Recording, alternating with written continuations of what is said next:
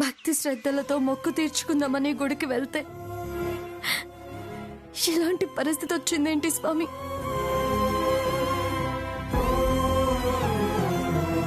మా భక్తిని పరీక్షించడానికి మీ దేవుళ్ళు ఇలా పరీక్షలు పెడితే ఎలా స్వామి? కొండ మీద ఉన్న స్వామి వారిని దర్శనం చేసుకోవాలని మా మామయ్య గారు కోరుకోవడం తప్పేమీ కాదు కదా.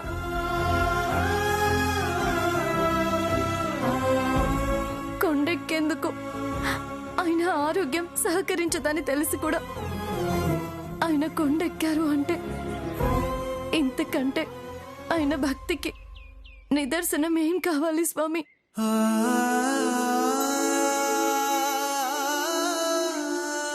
అలాంటి భక్తుడికి ఇలాంటి పరిస్థితి ఏంటి స్వామి?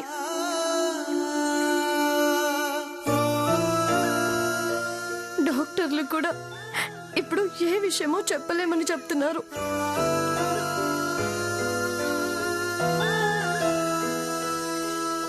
వాళ్ళలా చెప్పారంటే అర్థం ఆయన పరిస్థితి విషమంగా ఉందనేగా.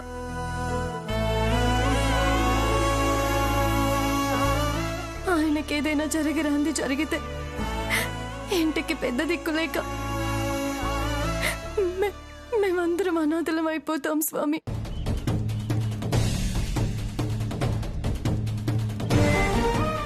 దయచేసి మమ్మల్ని అనాథల్ని చేయొద్దు స్వామి.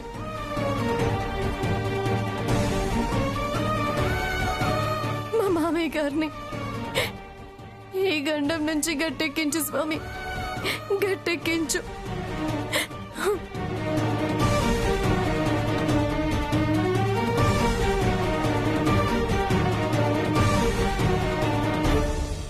మమ్మీ మమ్మీ నాకు ఆకలేస్తుంది మమ్మీ. ఒక్క అరగంట ఆగు నాన్న, ఇంటికి వెళ్ళిపోతాం కదా. నాకు బాగా ఆకలేస్తుంది, నాకు ఇప్పుడే కావాలి. పిల్లాడు ఆకలి అంటున్నాడు కదక్కా, హోటల్కి తీసుకెళ్ళి ఏమన్నా తినిపించకూడదు? పర్వాలేదురే ఐశ్వర్య, మావయ్య గారి కండిషన్ ఏంటో తెలుసుకున్నాకే వెళ్దాం. అది తెలియటానికి లేట్ అవుతుంది కదక్కా, ఈ లోపు హోటల్కి తీసుకెళ్లి రావచ్చు. అవును వైదేహి, పాపం వాడు ఆకలి అంటున్నాడు కదా, తీసుకువెళ్ళి ఏదైనా పెట్టు. సరే అత్తయ్య. పదరా.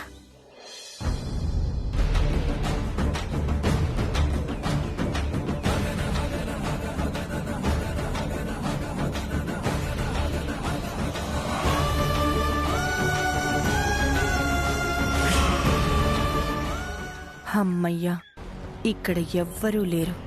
అత్తయ్యకి బాగా ఎక్కించొచ్చు. అనుకోలేదు, ఇలా జరుగుతుందని అస్సలు అనుకోలేదు.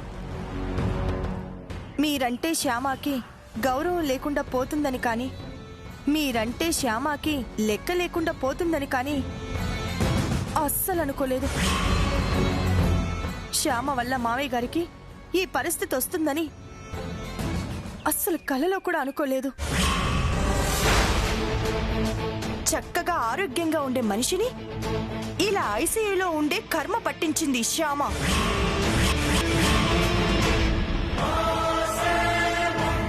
మావయ్య గారి ఆరోగ్య పరిస్థితి శ్యామకి తెలుసు. ఆయన కొండలు గుట్టలు ఎక్కకూడదని కూడా తెలుసు. అలాంటి మనిషిని కొండ ఎలా ఎక్కించిందో నాకు అస్సలు అర్థం కావట్లేదు అత్తయ్య.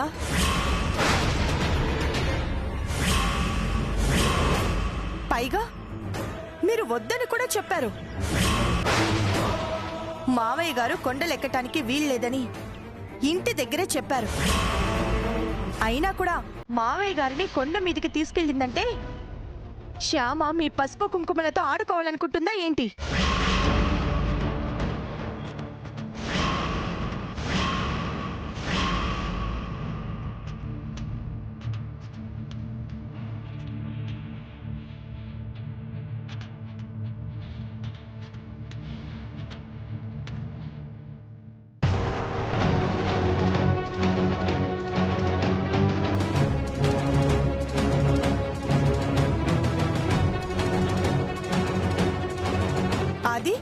మీ పెళ్లి రోజున శ్యామ ఇలా చేస్తుందని అస్సలు ఊహించుకోలేదత్తయ్య, అస్సలు ఊహించుకోలేదు. ఏంటో ఏ ముహూర్తంలో శ్యామ మన ఇంటి కోడలైందో కానీ ఆ క్షణం నుంచి మనకన్ని కష్టాలే. పెళ్ళయ్యాక ఇంటికి రాగానే పెద్ద గొడవ జరిగింది.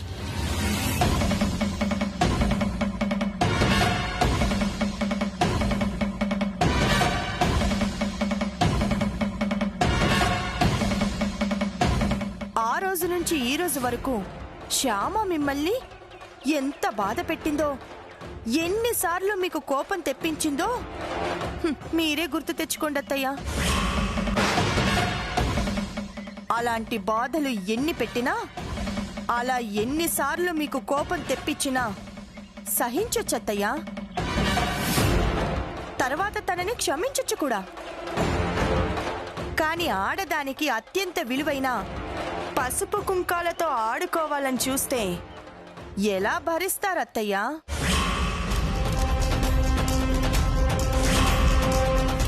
ఎలా క్షమిస్తారు?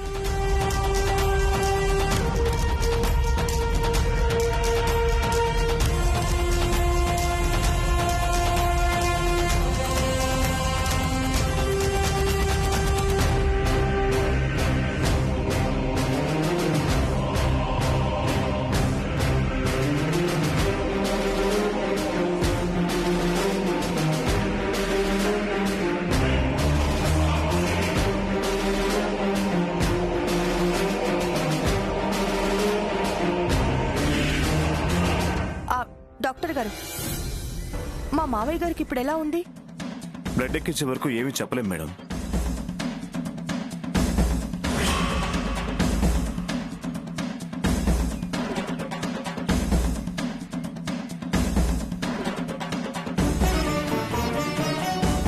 అంటే ఛాన్సెస్ 50-50 అంటారా? అవును మేడం, ప్రస్తుతానికి ఛాన్సెస్ 50-50 ఉన్నాయి.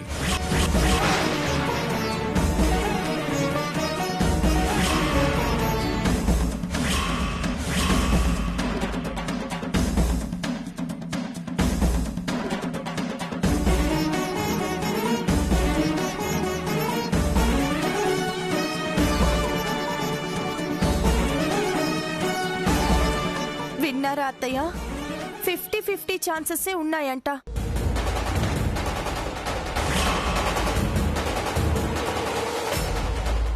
మీరు బాధపడకండి అత్తయ్య. బ్లడ్ ఎక్కించాక ప్రాణగండం తప్పిపోతుందేమో చూద్దాం. మీరు ధైర్యంగా ఉండండి అత్తయ్య.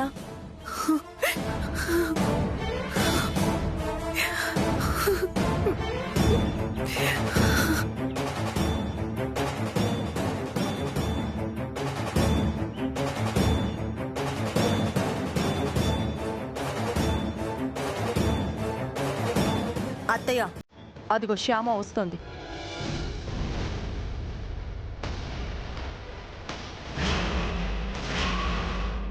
ఇప్పుడు తనని ఏమి అనకండి అత్తయ్య.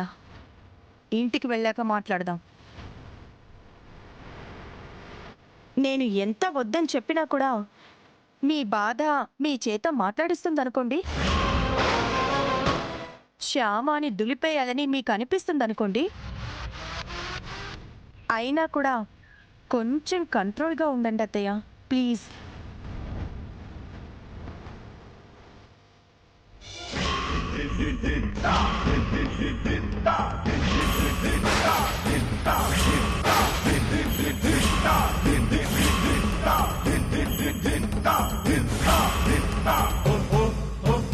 అత్తయ్య, మామయ్య గారు ఎలా ఉన్నారు? స్పృహలోకి వచ్చారా? ఆయన కాదు, నేను స్పృహలోకి వచ్చాను.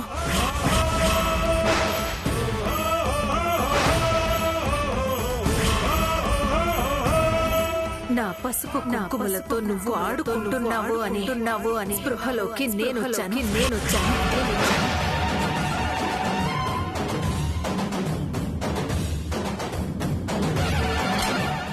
ఏం మాట్లాడుతున్నారు అత్తయ్య? నేను మీ పసుపు కుంకుమలతో ఆడుకోవడం ఏంటి? నోరు ముయ్.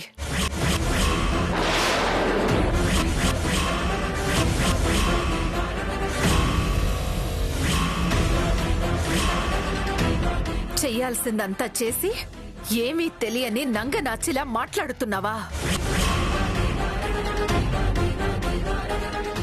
ఆయన ఆరోగ్య పరిస్థితి తెలిసి కూడా ఆయన్ని కొండ మీదకి ఎందుకు తీసుకెళ్ళావు?